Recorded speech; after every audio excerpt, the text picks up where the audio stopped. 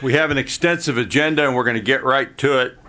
We are going to start with item number 3 on the agenda because the doctor has a plane he has to catch. Gregory Barnes, could you please come forward? Introduce yourself for the record. Welcome to this committee. I know that your schedule is very tight, and so we're putting you first. Introduce yourself and proceed with your testimony. Yes, thank you, Senator Shekel. Senators and representatives, my name is Dr. Gregory Barnes. I am one of the physician scientists from the University of Louisville. I'm co-director of the Pediatric Epilepsy Program and director of the Autism Program at the University of Louisville.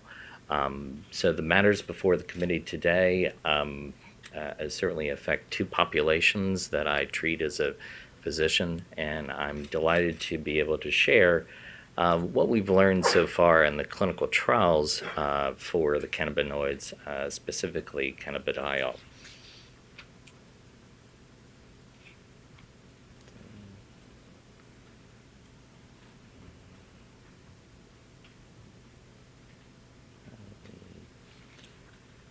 Sorry, I'm having a little technical difficulties here.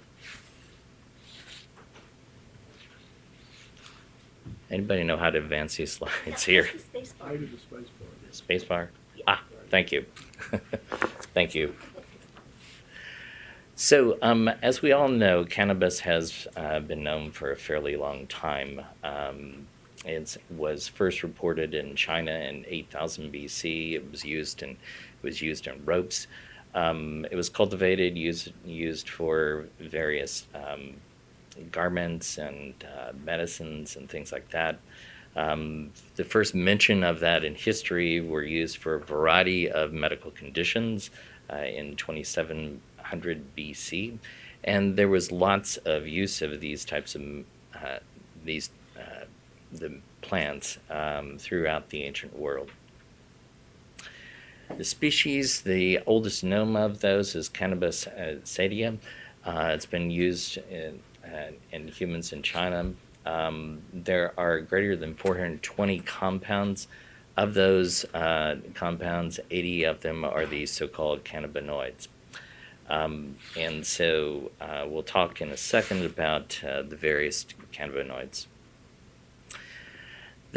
And please excuse the very long words on the slide. I'm going to try to simplify this for everyone. So the cannabinoids actually in marijuana plants actually mimic endogenous compounds in the brain called the endocannabinoids. And they're released in response to nerve cell activity. And there are 2 principal ones, which I will not talk about the long names there. But they bind to receptors in the brain or proteins in the brain that were initially characterized as receptors that bound THC. These compounds, what they basically do is they basically regulate the communication between nerve cells in response to activity, and that's what this slide here is supposed to indicate. The 2 that we typically talk about, the delta-9 tetrahydrocannabinol, or THC, this is the one that actually binds to the protein in the brain that was characterized as the CB1 receptor, and it of course is the cannabinoid that is psychoactive. In contrast, the cannabinoid called cannabidiol, or CBD, is not psychoactive, and I think that has been repeatedly driven home to us to physicians who have been in the clinical trials. And it actually does not work at the typical THC receptors in the brain, and I think that's part of the reason why that we don't see the psychoactivity. As everybody probably well knows, CBD has been characterized as an anti-seizure possible medication. It certainly has activity reducing both clinical seizures as well as measured epileptiform / neural activity in the brain that's characteristic of seizures. And importantly, it reduces mortality in rodent models. And I think when you're talking about a population that has repetitive seizures and that are at risk for death, it's important to note that anti-mortality property. This slide here is just to show us that of the endogenous compounds, that THC actually may be pro-seizure versus the cannabidiol and other actually probably more potent cannabinoids are anti-seizure in character. Claims of efficacy in the U.S., lots of different things. Importantly, things like epilepsy and convulsions have been noted and for the efficacy claims really way back to the 1850s. So, and it's important to know that this anti-seizure activity is independent of the THC receptor in the brain. So, and that's part of the reason that we believe that the psychoactivity does not occur with cannabidiol. There were at least some very early controlled trials in epilepsy that were in the 1980s and the 1990s. Some showed no difference. Others showed some seizure freedom and was part of the basis for the FDA and the DEA being interested in the cannabidiol trials. The other data that drove that was the data that was put together by Colorado epilepsy researchers showing that cannabidiol-enriched oils derived from the marijuana plant, specifically Charlotte's Web and others with high CBD content, showed reductions in seizure frequency. Now, an interesting thing that was noted in this survey of parents, and again, this is very subjective data, was the improved alertness and improved mood and improved sleep. And that's actually a really, really important thing to understand, and partly why that as a physician scientist, I'm very interested in doing research in this area, is that it not only may represent a compound that is anti-seizure in character, but also may be a compound that improves both behaviors as well as improving our thinking skills or cognition. So I think that's a really important point for the committee to understand. So in 2013, there was a partnership with GW Pharmaceuticals that was formed between that pharmaceutical company, which is based in Great Britain, and the pediatric epilepsy community in the United States. There are over 20 centers that have participated in clinical trials and devastating epilepsies in children, including the Dravet syndrome, which is a genetic defect in sodium channels in the brain, and Lennox-Gastaut syndrome, which is another devastating childhood epilepsy. Those double-blind, placebo-controlled trials, 2 of them now, so the FDA criteria for approval, 2 of them have actually been positive, meaning that the Epidiolex medication, which is 98% CBD, has shown efficacy in the primary endpoint in reducing seizures over placebo or over a sugar pill.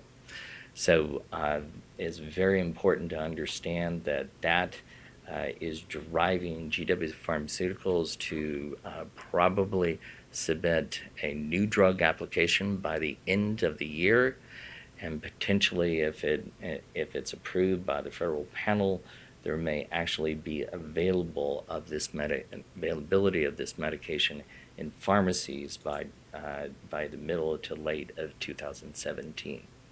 So things are moving very fast at the clinical trials level. It has potential uses not only in epilepsy, but as I mentioned, it has changes. It may have efficacies in behavior and thinking skills.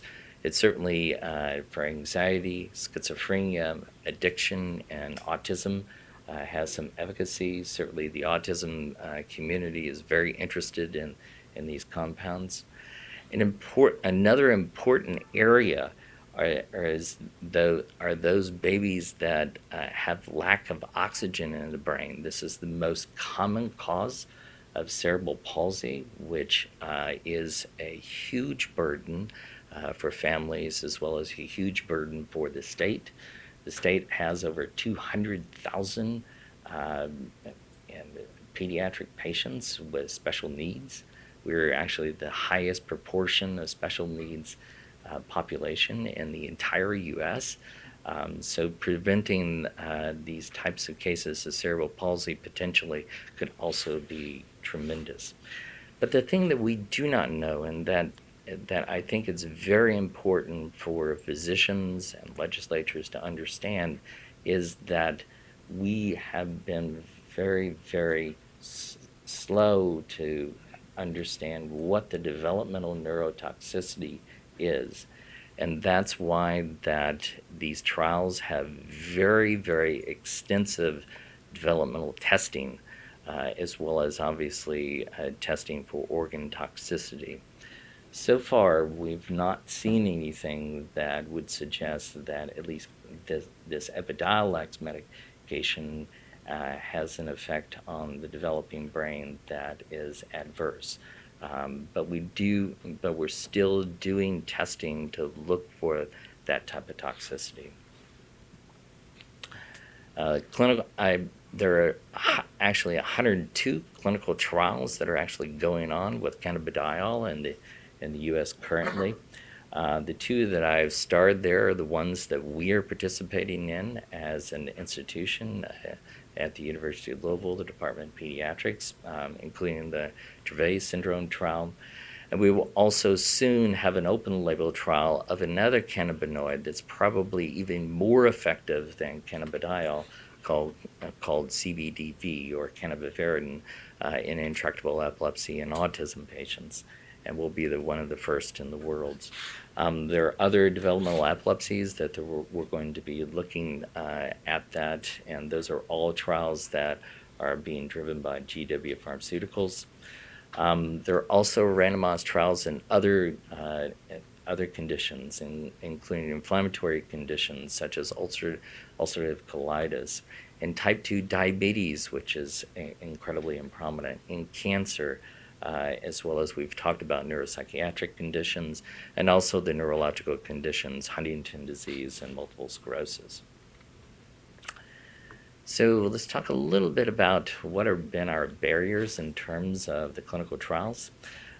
First off, excuse me, doctor. Yeah. Just so you can, for time management, you got about 2 minutes, and then we also have some questions. So just so you know. Okay. All right. What I will say is just in summary, is that for the barriers, it is a Schedule I drug, requires a Schedule I license. There are extensive inspections that we have to undergo from a regulatory standpoint in order to be able to do this. Right now, clinical trials are limited to just the GW Pharmaceuticals. At the federal level, the National Institute of Drug Abuse, which is supposed to supply compounds for clinical trials, has no supplies of cannabidiol whatsoever for clinical trials. So it's important to know that. And of course, the toxicity of the developing brain, which we kind of talked about. So in conclusion, the data suggests that from all of these different studies that cannabidiol can have certainly anti-seizure properties, and it seems at least to have a benefit to risk ratio that may be favorable.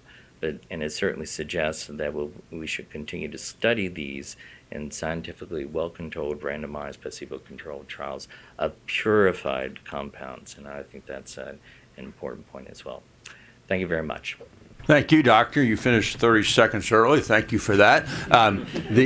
You're welcome, Chairman. You know, I'm a little bit confused, and Chairman Julie Adams, the chairman of the Health and Welfare Committee in the Senate, she wanted to be here today, and she just called me at the last minute and had an emergency at home and couldn't make it. And I've talked to her a lot about this, and I was hoping she would be here today because obviously this topic bleeds over into that committee and has even been assigned to that committee, probably more than it's been assigned here. But we passed a bill some sessions back about cannabis oil and cannabis oil for seizures, and she tells me that to this day that's not available, even though we did pass that legislation about, I thought as a state senator when we passed that legislation that at least that would then be made available to these patients, these small children, for seizures. But she tells me that for some bureaucratic reason, that's still not happening. I was wondering if you had any thoughts or if I need to ask somebody else that question. Well, I certainly don't call myself an expert on regulatory efforts, and I certainly would defer to other people who understand this better. But from my understanding of the federal versus the state law, the federal law is very clear. My DEA license, which is a Schedule II license, and it does not permit the prescription of a Schedule I substance. And I have a research license to be able to do cannabidiol research. That's a Schedule I license. But I think that part of the difficulties are the dichotomy between the federal and the state law. Thank you, Doctor. Chair recognizes Senator McDaniel. Thank you, Thank you, Mr. Chairman. Doctor, thank you for your testimony. We appreciate it.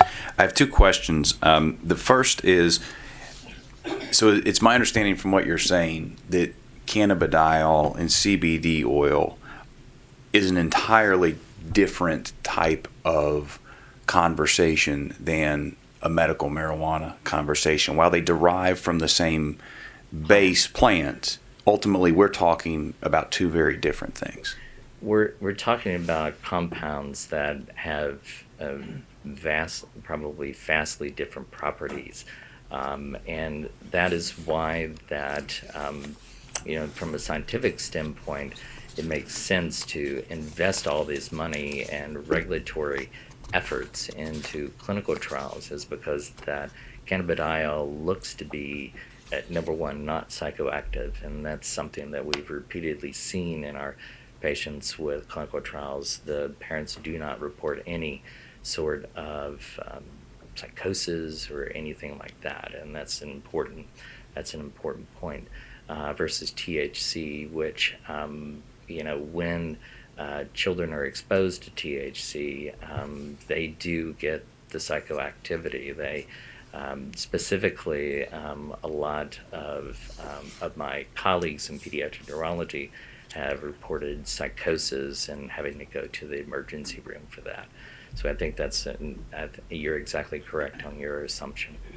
Thank you, Doctor. And my second question is, so let's say we get to the end of the trial that you're currently performing just to test the efficacy of what this product for this particular application. What is the difference between you finding that out and actually going through FDA approval to where this could be a prescribed drug on a regular basis? And I know I'm asking it, you could give a 3-day dissertation without scratching the surface, and I'm asking you in a very confined space, a tough question. Yeah, I think it's just that the real question that the DEA and the FDA and the federal government must deal with is the reclassification question. there's there's no doubt from the preliminary data that there's going to be good efficacy data there to support a new drug application by GW Pharmaceuticals. There are lots of things that go into that approval. Obviously, the side effect profile is something that also goes into that. The main things that we've seen in the clinical trials have just been sedation, diarrhea, and just making sure that there's not any liver inflammation. But those are all side effects that have been, in the trials anyways, have been very, very manageable. So it's looking like that the side effect profile also may be judged as favorable as well. So I think the real barrier and the question that the FDA and the DEA will have to deal with is getting the reclassification done.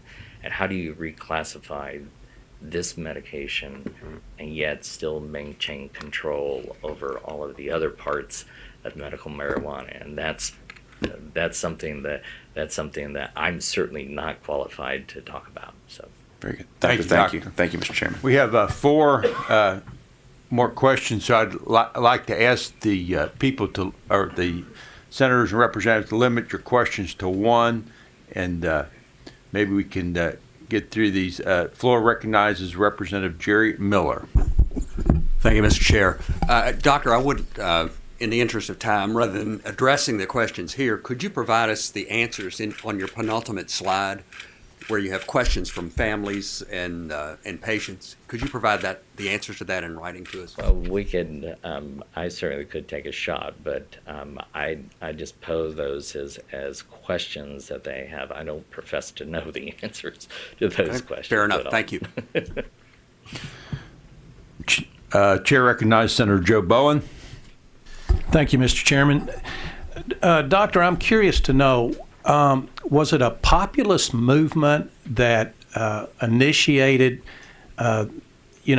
these experiments, this research with cannabinoids, or was this strictly science-based? And if it was science-based, why didn't that happen a long time ago, Well, first off, I may point out that I, as a scientist, I've not been in the cannabis field very long, less than 2 years, and part of that is because that, like many other pediatric epilepsy centers, once the populist movement, the CNN documentary, which was done, which shows tremendous effects on that one little girl that was talked about, and indeed, let me tell you guys, I've seen some miraculous stuff in the Dravet's trial with the Epidiolex medication. So it is those types of effects that parents have seen that's grown this populist movement that's driven the driven researchers to take up the task of building the infrastructure and actually doing the work in clinical trials. So it was populist driven. We certainly had to catch up a lot in terms of understanding how to do the science, because as I said, we are still trying to understand the developmental toxicity, especially to the brain. And so, but it was driven by the populist movement, most definitely. Senator Hornback. Thank you, Mr. Chairman. Dr. Barnes, to sort of follow up on Senator McDaniel's comments or questions, most of your discussion, like he said, has been about CBD that is void of the THC. Is that correct? That's correct. And it's usually 98% or better in terms of the purity. It's a little hard to separate the compound, to make a compound that's absolutely THC free from the plant itself. But mostly 98% or so CBD. The legislation that we and the federal government passed about 3 years ago was for less than 0.03% THC for industrial hemp. So what I'm getting out of this, a lot of what your research does not have the psychoactive part of the THC that there are most of the medical benefits are from the cannabidiol oil, not the THC, not the psychoactive, and that further research and just legislation on that, void of the THC, are something that can be carried on now because of legislation that was passed, and that's why you all are doing it now with what was passed in the Farm Bill about 4 years ago and the legislation that we passed here in Kentucky. Yeah, that's correct, and Okay. that's what's been driving all the clinical trials throughout the U.S. and in Europe. Okay, thank you. Senator Hornbeck, thank you for explaining that to us. Representative Koenig. Thank you, Mr. Chairman. Dr. Barnes, what we're being asked here to do, or, not right today, but in general, is to substitute our opinion for the opinion of folks like you and the FDA and others who test these drugs, make sure that they work as intended, dosage, whatnot. And I, generally speaking, am uncomfortable with that. I have a constituent who has Dravet syndrome, and I speak with the mother regularly, and I tell her the same thing. And If that's she's not in if the child's not in the clinical trials, send them my way, because I'm still recruiting for the trial. I will check with her. I believe she takes the Epidiolex. The child is on the Epidiolex, but anyway. Point being, I would like to hear from you about the reasons that you go through these trials, the importance of them, why they're done, and any risks that may be associated with a legislature substituting their opinion for experts like you. Well, I certainly advocate doing good science on this in terms of us understanding through clinical trials what's going on with these compounds. I mean, it's important to understand that number one, we're filling in a knowledge base that we don't understand at the same time we're doing clinical trials. So far, things look good, but yet, there is caution because patients who have been exposed to marijuana plants, of course, have had lots of complications. And so, as a result, obviously we have a tremendous amount of caution. I would continue to encourage the legislature to think about ways to understand, good manufacturing processes in terms of understanding and getting a very high-grade purified product. I would encourage you guys to think about trying to promote good science and clinical trials. That's something that is very important as well. That's consistent with what the federal government has been doing. And that's frankly what we in the medical community are also comfortable doing. Thank you, Doctor. We have one last question, Representative Owens. Thank you, Doctor. I just have one question. We talk about these clinical trials, and I guess a lot depends upon what happens in those clinical trials. Looking down the road, how long do you think this is going to take? And then once you do the clinical trials, you have to go to the feds. Is that correct? Yeah, you have to go through the federal and the approval So your process. best guess as to a time frame. So, as I said in my testimony, I believe that the new drug application by GW Pharmaceuticals is going to be at the end of the year. It usually takes about a year or so for the FDA and the DEA to make some decisions about that.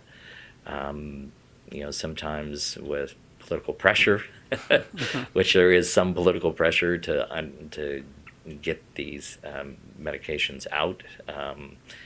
That process may be fast-tracked and could be shortened to 6 months.